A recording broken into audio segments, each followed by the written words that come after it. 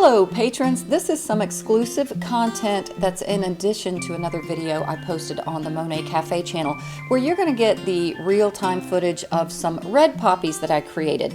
In the other video on Monet Cafe, I did a demo of some loose watercolor pink poppies.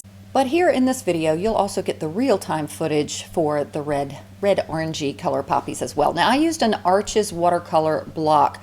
I really love using these blocks of watercolor paper. It keeps your paper nice and flat while you're working. Also, I used some tube watercolor paint, but you can use whatever you have. I'll go over some of the basic colors to help you with. I just used two brushes for this demonstration. One is they're both the Princeton Art and Brush Company. It's a 40-50 round. This was a size 12. I actually wish I'd have used a larger brush. This is a liner brush. It creates nice little fine lines and more like stems and grasses, but I have another technique that can help you with that if you don't happen to have a liner brush. I also use some salt. It creates a real interesting and kind of impressionistic effect. It's sort of fun. That's really the point of this watercolor lesson. A toothpick can be used to create some of the little poppy little things that come out from the stem, and of course grab yourself a cup of coffee because we're going to have some fun and relax with this one. Let's not take this one too seriously and just have some fun. Obviously some water is needed, and Bob Ross is hanging out with us today, so that should be fun. You might want to also keep some paper towels close by. I use those while I'm painting. And this little porcelain palette is from Dick Blick. It's about $8. I love it because it cleans up so nicely. It's also heavy, so you don't have to worry about it moving around when you're using it. As I mentioned in the other video, I created two 8x10s on this one Arches block, and obviously use whatever watercolor paper you have. It doesn't even have to be a professional grade water paper, even though this watercolor paper, the Arches block, is considered professional. I really do like it. It takes a lot of water. It's got kind of a neat texture too. So I have blocked off two 8x10 vertical format paintings, and here's the basic colors. Because these poppies are more red, a warm red rather than the pink, here's the colors I used. Alizarin crimson, quinacridone red, it's a little bit more of an orangey red, just a tad. I used some cadmium light red, which is really kind of orange. I used some quinacridone gold and some yellow. I actually used more of the quinacridone gold, I think, than the yellow. But if you just use a basic warm red, an orange, and a yellow, you should be good to go. One thing I'll stress here, as I did in the other video, is this is going to be loose, and we're doing a wet on wet painting, so water is your friend. Don't be afraid to use a good amount of water. This paper, like I said, it absorbs the water, so you really do need to use more than with some other papers. But I often will tint my brush just a little bit so I can see where I put the water. So you probably can't see here, and I couldn't either. But I have a general idea because I could see kind of where the sheen was for the water. But I'm laying down a decent amount of water that will act almost as a channel for the color when I apply it. And I'm just making some general poppy shape leaves. And if you saw the other tutorial already, basically there's going to be three main poppies in a nice little curve composition. And I'll have some little supporting cast member poppies in the background and some little flower buds and everything. So now you see I got my color in my little porcelain palette pretty juicy and runny. I'm not dipping straight from the color in the tube. I'm even adding water to the paint that I'm adding, so it's really drippy and runny. Also, notice how I'm almost laying my brush flat. You see how my hand is really kind of parallel with the paper, and that's going to allow you to use the wide side of your brush rather than the point. We are not using the point or the tip of the brush with these poppies at all at this point. We're just creating some loose poppy shapes. Now I'm going to do the same thing with this one. And when you create your poppies, I was doing this a bit from imagination. You can look at some reference images of poppies to get ideas of kind of how they turn.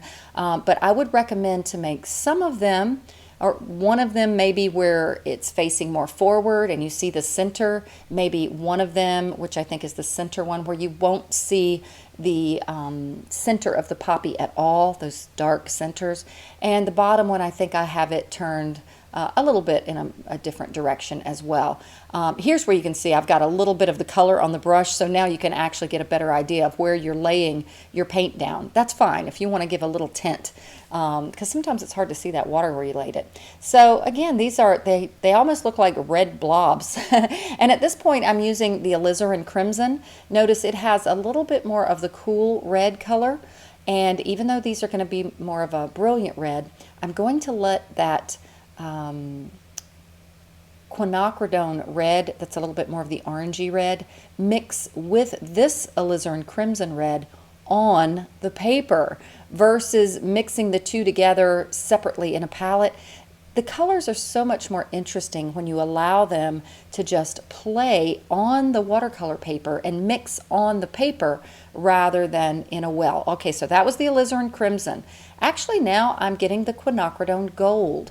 And the gold is going to be more for where the sun is hitting some of the tips of these poppy petals. And the sun is in the upper left corner in this particular concept of this painting. Notice too, see how I'm just adding it because the paper is still wet. It's allowing that quinacridone gold, that's a mouthful of a word, right, to mix with the red that I already added, and notice how it's making everything a bit warmer. So we've created kind of a warm tone by combining the alizarin crimson and the quinacridone gold. Now I know you might not have a quinacridone gold. I happen to just really love that color. It's very translucent and it's just beautiful and rich. And just so you know right now, even though I've been, let me say right here. First, I'm using that paper towel. Notice how I softened some of the petals as if the light is shining through them. That's a neat technique that you can actually just wipe off little bits. As long as the paper's still wet, you can use a paper towel to lighten up some of the petals. Oh, and the other point I was going to make is one of the, I guess you could say, tricks or things we need to learn early on in watercolor is when and how to apply more paint. There's a time period when you apply it. If it's really wet, you can of course apply more paint, but once it gets to a certain point where it's almost dry, you can create something that's called a bloom, which means, especially if you have too much water on your brush, when you go to try to add more color and you lay it down, instead of the color applying to the paper, it almost creates like a little water bloom, and you actually reduce the color where you laid your brush down. So the timing of the application of the paint is a bit, I don't want to say tricky because I don't want to lead anybody astray that it's really not that hard to learn, but it just takes playing and practicing with this. All right, you notice what I just did here? It's some of the little fun splatters. All I'm doing is getting a decent amount of paint on my brush with enough water to make it fluid enough to where when I tap it against my finger, it just creates some fun splatters. You can move it around to different areas, and while you sometimes can strategically try to place these, really it is all about spontaneity. So just let it go and have fun. And now this has dried a bit. I'm safe to add more watercolor. Once again, I don't want to create a bloom. So here I'm adding more of the quinacridone gold. I've basically just gotten down the roadmap of my flower and my petals. And now, because watercolor dries lighter than its original or initial application, you can go in and add a little bit more bold color, but be delicate with this and careful, because we do want to keep that translucency and luminosity for these. If we get color down too thick, even in our areas where we want it a bit darker, it's going to start looking opaque and flat. So for this particular watercolor demonstration, we want these flowers to be almost see-through, but still have some vibrant color. Now that's just kind of a little extra petal I added, kind of coming off of that poppy with some of the quinacridone gold. Also, if you feel like something's about to drip and you don't want it to, you can simply blot it off with a paper towel. And in this case, I wanted to add a little bit more of the, I believe that one was the quinacridone red oh no, that was the alizarin crimson. It's the one that's the cooler red. And I'm adding these cooler reds, let me give you a little test here, kind of to the underneath sides that are a bit more away from the sun. You see how that one dripped into the flower, but I don't even care. Why would I add the cooler red to that side of the flower? You probably have already guessed, because it is cooler when there's when something's away from the sun or a bit more in shadow. So the cooler reds would be on the more shadowy side, and the warmer reds obviously more where the sun is hitting the petals.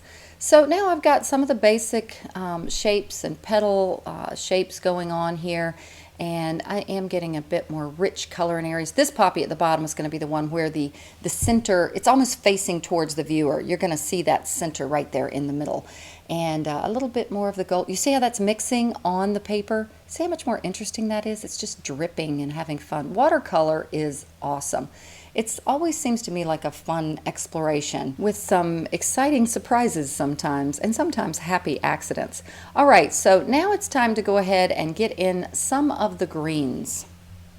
I believe this green I'm using here, you notice how it's such almost like a lime or a limey olive kind of a color green, also very translucent. I believe it's azo green, I'm pretty sure, but I want my greens to be a little bit warm, and I think the other one was a sap green that I have. So if you don't have a green that's warm, you can mix your own by using a blue and a yellow and just adding a bit more yellow. That's going to make the green a little bit warm. And here's where I'm going to make some of those little buds, little baby poppies that haven't yet bloomed. So I think I end up doing 3 of them. I'm just making a little shape that's almost like a little oval, and it'll have a little poppy, like a red part coming out of it. So this one I'm just making kind of 2, almost like 2 little curves joining into each other. And then I'm going to pull it out just a little bit, but I'm not going to use this brush to make the stems. It's a little bit too thick, and it won't have that sense of delicacy like stems often have. Oh, and I also remembered that I had not added the salt to this one yet, and after I do this little bud here, I realize, oh yeah, my flowers are just about at the wetness to add the salt. I'm actually using pink Himalayan sea salt, and I wasn't sure if it would work, but it did work. And it basically, just so you know, you can't see it here because I'm not zoomed in close enough, but it makes the paint behave in these really artistic kind of fun ways. You want to let it dry and then brush the salt off. Now I'm going to be adding the centers to these poppies, and what I'm doing is I'm mixing a blue. I think I used a cobalt blue here, but you could use ultramarine blue, what you have. I'm basically going to make a dark purple. I'm going to add some of my alizarin crimson to this, but I added a little touch of green too, just to neutralize it a bit. I didn't want it quite so purpley, so it made a nice dark. And even if it's not as dark as you want it at first, see, that did make a nice dark purple. And because the watercolors are going to dry a little bit lighter, we can go back and reinforce the dark centers after it has some time to dry. So here we go. I'm going to add some centers to, I believe, just the lower and the upper poppy. I still have a pretty decent water to paint ratio here. I still don't want my watercolor paint so thick.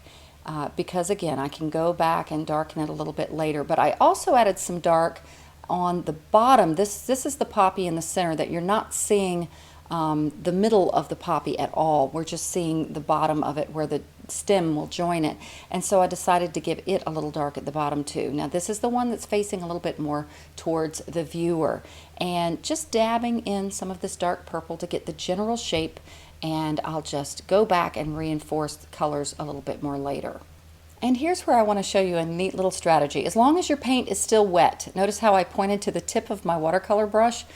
Many watercolor brushes have a little bit more of a sharp end to them, or pointy end, so I'm just pulling the paint out to give some little lines, and sometimes the poppy centers have those little filaments or things that stick up in the middle, and notice how I can just use it. That's why I said you don't necessarily have to have a liner brush for some of these techniques, and that's also why I showed the toothpick at the beginning too, but I found the back side of my watercolor brush works really great for this. Oh no, I missed a little footage. To those little buds that I had, you can see I added some red poppies, almost like they haven't bloomed yet, coming out. I just did a combination of the same colors again, a little bit more of the gold in areas where the sun would be hitting them, and just some of the alizarin crimson and quinacridone red, or a warmer red if that's what you have. So again, these buds are not the star of the show. They're not going to have a lot of detail. Nothing has a lot of detail in this. And so it's really just kind of fun and loose and free. And if you're just starting with watercolor, I think sometimes these types of paintings are best because they're just so loose and flowy that you just have fun and hopefully don't stress out about it too much. Here's where I'm reinforcing some of the darks. You see I just got more of that pretty purple, and what that's going to do is to create contrast. Especially, we're creating two types of contrast here. We're creating value contrast. Anywhere where you have something darker juxtaposed to something lighter, our eyes naturally go to that as a focal point. But we're also, with that purple and the red, creating color contrast. We're seeing a contrast between two different colors. That also draws a focal point interest. I decided to make some of these little buds a little bit larger, that one in particular, and maybe the one that's over to the left. I also played around a bit with adding a little bit of a wash of background color instead of having everything so white. In some of the next paintings that I did, the one that's the pink ones, and the pink ones that are on the Monet Cafe channel, those I think I left the background just totally white. So this was an experiment, just adding a little bit of golden colors around in the background. And I did not get the footage of adding the stems in this painting, but I did on the pink poppy tutorial. So if you want to take a look at that one, you can see how I use the liner brush, the little thin brush, to create some gestural stems. So here's a close-up of the final. I once again used the back side of the watercolor brush to get some of those scratchy marks on the little buds, and it was a lot of fun. I actually got better the more that I did, so I recommend you do a few of these and mostly just loosen up and have some fun. I know the world's just too uptight today, so we need some watercolor fun. I hope you guys have a blast. I can't wait to see what you do, and God bless you all. I am so grateful for all of my patrons. All right guys, happy painting.